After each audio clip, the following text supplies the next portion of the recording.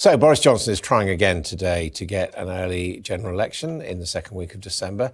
This time, though, the vote in the Commons will only need one vote, a simple majority, to pass. The Prime Minister is currently leading in the polls, but then so was Theresa May in 2017. And of course, she went on to lose her majority in Parliament. Well, with me now are two distinguished members of the House of Lords. They are former Cabinet Ministers. Peter Lilley for the Conservatives, now Lord Lilley and Lord Adonis for Labour. Welcome to you both. Peter Lilley, do we need a general election in the second week of December? We certainly need a general election, and we need it as soon as possible. We need a general election because effectively we've got two governments. We've got the Queen's government, which doesn't have the capacity to pass laws, and a sort of Ben Letwin government, which can pass laws but isn't the official government of the country. And it's an absurdity that can't continue. It's got to be stopped. And the people have got to be given the chance to put a new parliament there which can get things done. Just seeing the Queen's government there exiting after their cabinet meeting today, do we need a general election? What we need is a referendum, because what we've got to do is to resolve the Brexit crisis. Because let's be clear, the big issue in politics, which is what's causing the impasse that Peter's just referred to, is the inability to resolve Brexit. Now, I don't think a general election will resolve Brexit. I think the most likely result of a general election is going to be another hung parliament. And I think what will happen if we have a general election is we'll have a general election, a further impasse, and then we will probably end up with a referendum anyway. So, as Lloyd George famously said, when traversing a chasm, it is advisable to do it in one leap. And I think the right thing to do now would be to go to a referendum. Boris Johnson's deal, because he has negotiated a deal, put that on before the people, with the alternative being to remain. Once that is resolved, we then need a general election to determine the future of the country and all those issues besides Brexit, which are going to determine our future over the coming years. But if we don't do that, we'll have a general election on Brexit, probably a hung parliament, and then a referendum. And we could end up then needing another general election afterwards to decide the future of the country. So much better to have a referendum in one. I mean, there is a possibility this election could result in a hung parliament. Well, there always is. I'm always apprehensive about elections. I'm much more scared than most politicians of them and don't mind admitting it. But we just can't persist with the present situation. It's got to be resolved. Obviously, Andrew wants to reverse the referendum. We've had a referendum on Europe. We've just got to implement it. Parliament refuses to implement it. And the scandal of this Parliament is over 80% of MPs were elected on a pledge to implement Brexit. And now more than half of them are thwarting it.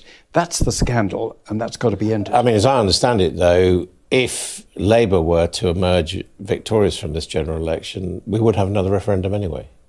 We might do, but because the people are voting for a party which had that as its policy. Of course, we might not, because they might then renege on that promise, just as they reneged on their promise last time.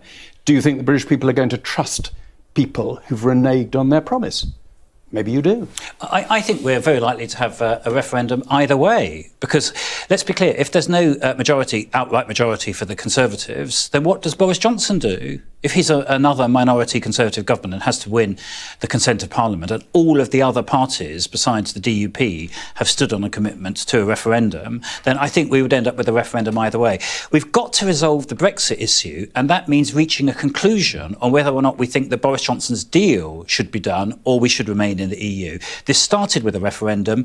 Peter says that it hasn't been implemented. There was nothing to implement because there was no plan. We've spent 3.5 years trying to agree a plan. Now there is a plan. Now we can see how disastrous it's going to be for the country. It's going to trash our trade, trash jobs, and create big problems for us in Ireland. The right thing to do is to put it before the people, and then we can resolve it.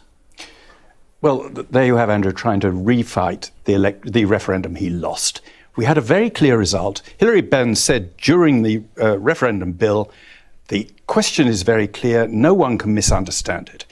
They didn't misunderstand it. They want to leave. Parliament's been trying to thwart leave by every conceivable device in complete breach of the promises the majority of MPs made. That's got to be resolved, and the best way to do it is kick out people who broke their promise. Isn't Boris Johnson really so anxious for a general election, not because of Brexit, but because he thinks the polls look quite good for him? Well, I've no doubt that he, like any politician, is influenced by favourable polls, but he doesn't actually need that. Because we're talking about a parliament that does have 2.5 years to run. 2.5 years to run, but can't operate when you've got two rival governments That just can't. The real problem is not the Brexit. It's the Fixed Term Parliament Act, which landed us in this mess and has to go in due course. And that's why the only way we can actually get an election is by passing an amendment to the Fixed Term Parliament Act, calling for an election despite the 2/3 majority normally required. But Peter and I are basically agreeing that there needs to be some test of electoral opinion to resolve this. He thinks we should go straight to an election. I think we should go straight to a referendum. As I say, my view is that if we do go to an election, and if the news is to be believed, that may be what happens, I think we'll still end up with a referendum anyway. This is being facilitated by the Liberal Democrats and the Scottish National Party. Do you think they were wise to come to Boris Johnson's aid on this? It's not my job to tell them whether they're wise or not. The rumours I heard before I entered this studio was that they're thinking of reneging on their promise to have a referendum. We should have a general election. We shall see.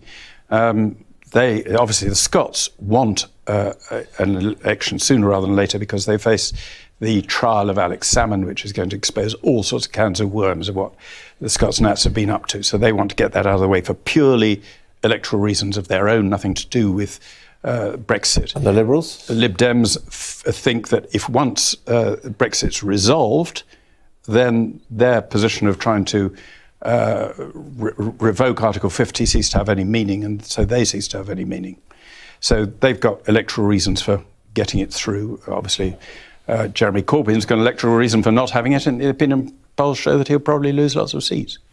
What do you think? I mean, were they right by their own standards to take this decision to help Mr Johnson? I think the Lib Dems are making a very big mistake, the same kind of mistake as they made in 2010 of dealing with the Tories in defiance of what they'd said previously. Previously, they had been on principle in favour of a referendum. Now they're seeking to cut and run for an election because they think it's in their short-term party advantage. They think at the moment, well, they think so, whether it will be or not.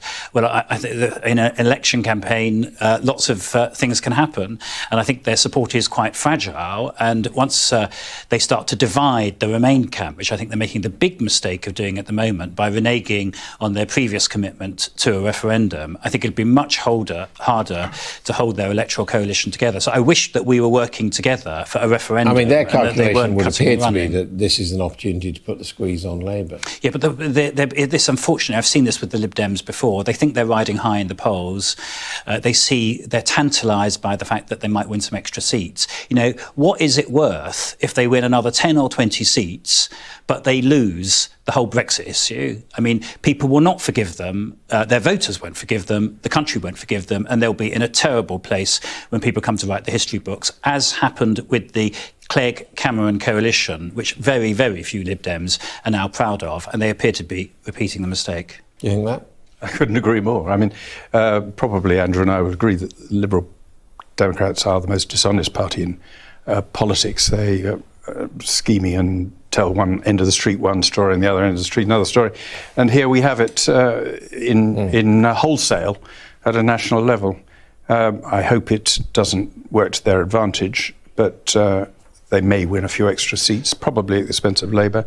We shall see. This bill, as it goes to the Lords, you have an opportunity to do something about it. Do you anticipate the Lords are going to make any trouble on this if it passes today?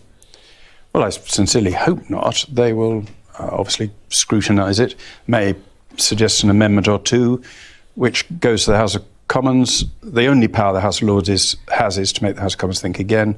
They'll consider those amendments. If they reject them, then it's through. Well, there's a big constitutional issue with this bill in that the Fixed Term Parliament Act provides for a procedure to avoid precisely what this bill is seeking to do, which is a simple majority fixing the date of the election in its own self-interest.